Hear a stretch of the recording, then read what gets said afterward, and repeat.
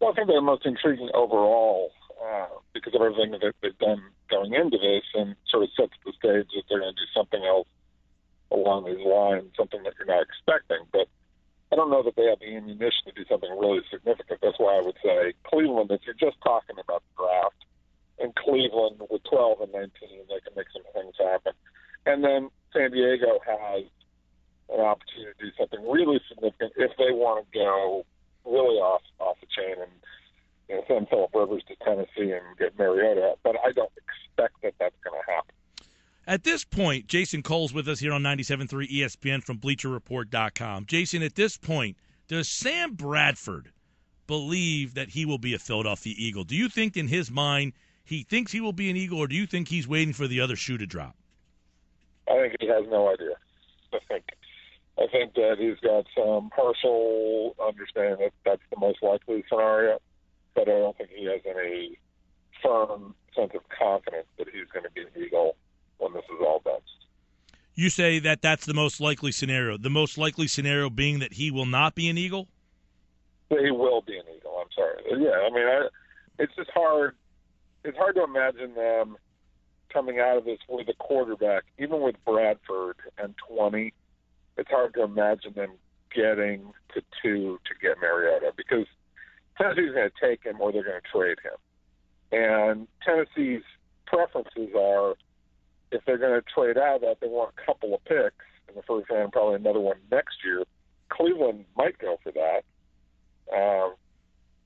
I think that if they're going to get a quarterback, the guy that they really want is Rivers, and that scenario is how that would play out. I don't see that Tennessee comes out of this with Bradford thinking they got ahead of them.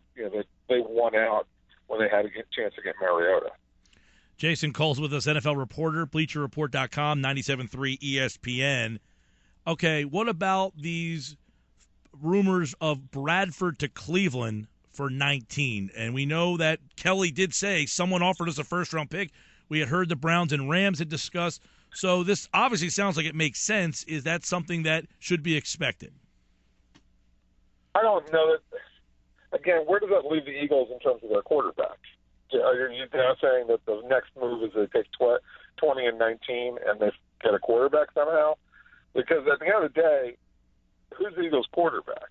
I think we all are, from the football side of this, say, okay, Mark Sanchez is a good, solid backup, did a nice job, but I thought he showed his flaws, and he's not a special player. And so if you're going to really drive that offense, you're going to take a chance on Bradford being the guy who's going to drive that offense in that scenario. Now, if you're saying, okay, you're going to take Bradford, get the 19th pick, take 19-20, find a way to get to 2, all right, I get it, but I don't see that happening, because I don't think Cleveland can take 12 and 19 and get to 2 at this point in time. So how's Philadelphia going to take 19 and 20 and get to 2 at this point? Yeah, the deal being floated around here in Philly is Kendricks, Cox, 19 and 20 to go to 2. Well, sounds like great fan talk. Well, it was an actual report from one of the reporters who covers the Eagles here. But you're right. You're absolutely right. It sounds like fan talk, but Kendrick's name has been floated around a lot, and Cox is a guy too who has not signed an extension yet. Right, but they're going to play hardball with Cox on the extension. So, like everybody's playing hardball on their extensions with these guys. They'll eventually get that one done. And Cox is a really good player. Yeah. Now, would I give him up to get a quarterback who I thought was truly special? Sure. But I think it's, again, I'm not sure that Kendricks really moves the needle that significantly, especially when you're talking about how does Tennessee end up with a quarterback in this one? Because that's what they have to end up with. They have to end up with a quarterback to get their fan base excited. Because one of the things that's going on in Tennessee right now is they'd love to get Rivers so that they can sell some tickets. They'd love to get Mariota so they can sell some tickets, because people are not renewing their tickets right now as aggressively as in the past in Tennessee. They're going to have new management in there pretty soon, with the president of the team. So you've got a general manager and a coach who are saying they're going to have to show that that they're making progress here, and it's hard to do that without a quarterback. We're talking with Jason Cole of the BleacherReport.com. He's their NFL reporter. Jason, Sam Bradford, a lot of people saying, well, the Eagles haven't come to him for an extension, and hence that makes him somewhat of a candidate that they don't believe in him.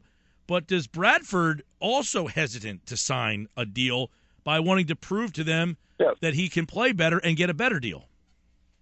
Well, I mean, if you're Bradford at this point in time, if you're trying to negotiate off of the last 2 years, you're not going to take a very good deal. You're probably going to be taking a deal at $14, $15, $16 million a year with not a whole lot guaranteed because of the injury risk.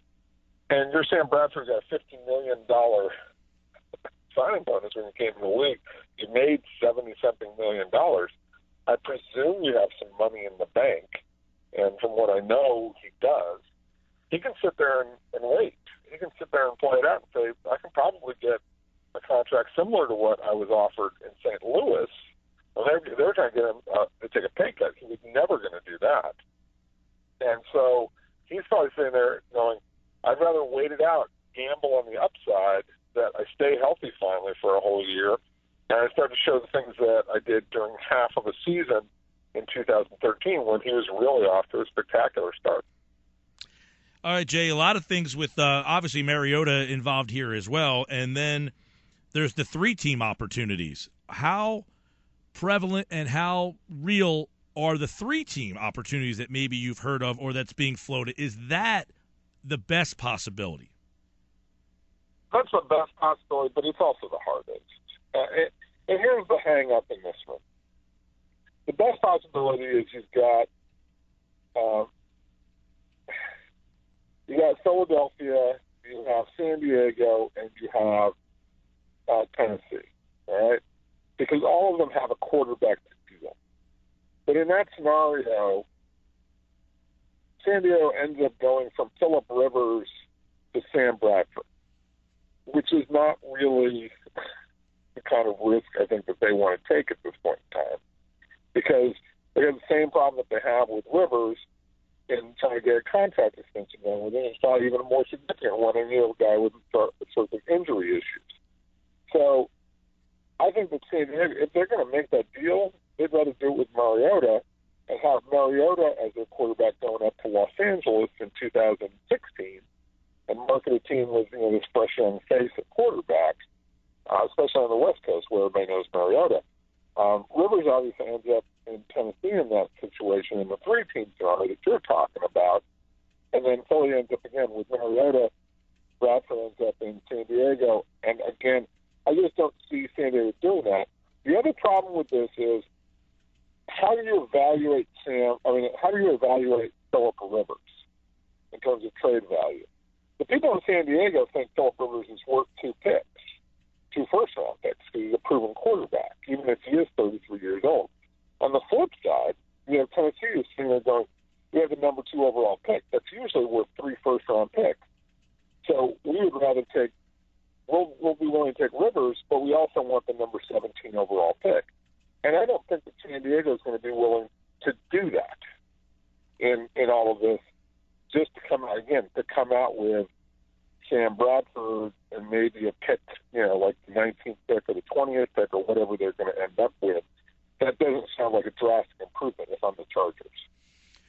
Let me ask you this then. How badly do the Eagles want Mariota? Do we all just assume that they want him more than everybody else because of the Kelly connection? Or do you think that legitimately other teams want him more than maybe the Eagles would, want him from where they are at 20? Is there another team that really wants him just as bad? I don't know if it's just as bad. I mean, I would assume that, look, Chip knows the kid better than anybody. I mean, he worked with the kid. He knows him firsthand a whole bit. So nobody's going to know Marcus Mariota any better than Chip. But this is a league that it's all about the quarterback. And there are desperate to get a quarterback. I mean, the Jets, the Bears don't know where they're at. Philly sort of has one they don't. The Bills, the Browns. I mean, everybody's looking for that. Tennessee is looking for a quarterback. So we can get to a list of 7 or 8 teams that really want a quarterback very badly in this draft. Measuring which one wants it worse, that's a hard psychological puzzle for me to try and figure out. Well, then here Kelly has said, look, we do not think it is a smart move to mortgage your entire future for one player. That being said, yet people still are almost discounting that he ever said that. Would it be a surprise if Philadelphia, quote unquote, I don't want to say mortgages the future, but gave up a huge package to move up? Well, based on the moves that they've made this offseason, you can't say that anything is out of the realm of possibility with Philadelphia. And they've done a lot of very aggressive things changing over that team. I don't think the things that they've done necessarily absolutely point that they're going to get Mariota or they're not going to get Mariota. They all pointed to getting better at quarterback one way or the other because he didn't believe in Foles, and vice versa, frankly. So the only thing that it tells me is whether it's Bradford at the end of the day or whether it's Mariota or somebody else, but those two are the most likely, they're going to come out better at quarterback, or at least they feel they're going to come out better at quarterback, at the end of this offseason than they were at the end of last. That's the only thing that I see with Chip. I don't think he has the kind of ammunition to go from 20, even with Bradford, because you're talking about 20, Bradford, and at least another one, right? And probably something more significant, because usually in these deals, if one of those 3 first-round picks has to be a top 7, 8 pick.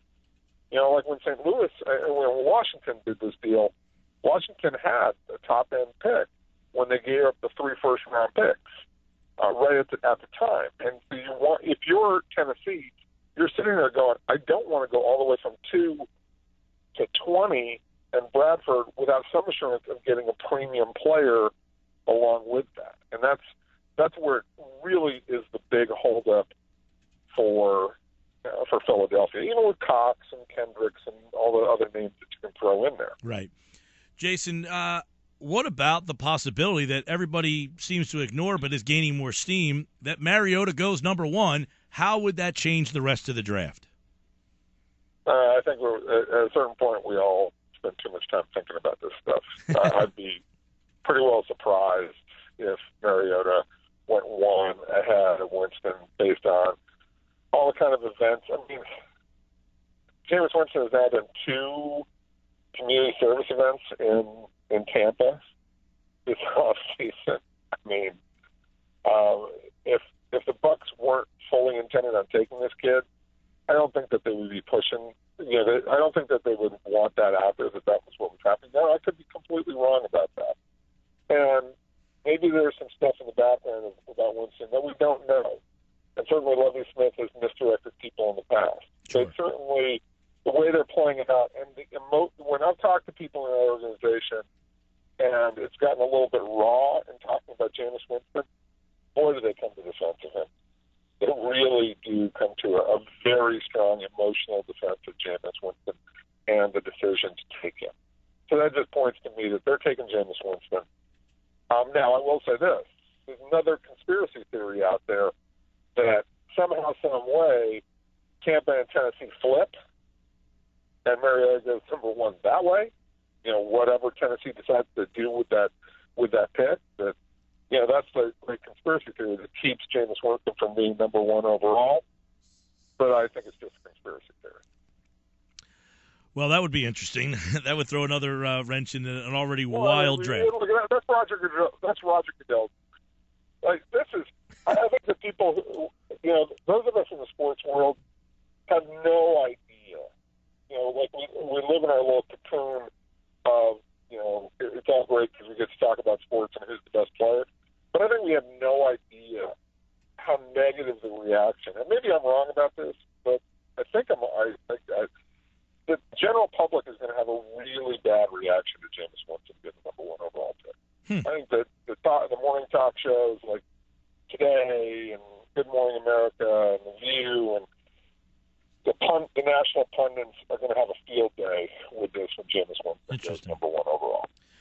Jason Cole's with us, BleacherReport.com. One of their NFL reporters over there does a real good job checking this all out. This draft is very intriguing, I think, for Philadelphia, especially with Chip Kelly. And a caller called me earlier and asked this question, and I really didn't have a great answer. I'll ask you, if the Eagles and this does not go well, is Kelly on a short leash? Does he get 2, 3 chances at being the guy? How long is the leash on Kelly if this turns out to not go the way that Jeffrey Lurie hopes? Well, I mean, Jeffrey was really patient with Andy Reid. Sure. He had a lot of success, though. Yeah, but I mean, Chip's had some pretty decent success. I mean, 10-6, 10-6, sure. Not bad. I guess the question to me was pointed as, hey, if they went 10-6, didn't make the playoffs, let's say they go 8-8, don't make the playoffs, and then the next year they go 6-10 and don't make the playoffs, 3 straight years of no playoffs, is that the end of Chip Kelly? Or does he get to, hey, I need 5 years to do my plan? No, I think that if you're regressing and it looks like it's falling apart, I think that there's 2 parts to that. I think that, number one, Jeff Lurie is probably looking at that going, this is not going the way I thought it was going to go. And probably sit there and says, okay, what's another direction? Depending on some circumstances, injuries, and all those kinds of things that we talked about. Right. But I think there's also another side of it, which is Chip is not a really patient human being. So if it's not working for Chip, how long is he staying around for this? I get a feeling that Chip is a lot like Jimmy Johnson, at the end of the day, which is get in someplace, get out fast, try and make your mark in a hurry. If it doesn't work, move on to the next place and let's go. He's Jason Cole, NFL reporter, BleacherReport.com, at Jason Phil Cole on Twitter for more on this NFL draft. As Jason, we appreciate a couple minutes. No problem. Take care. Have a good day.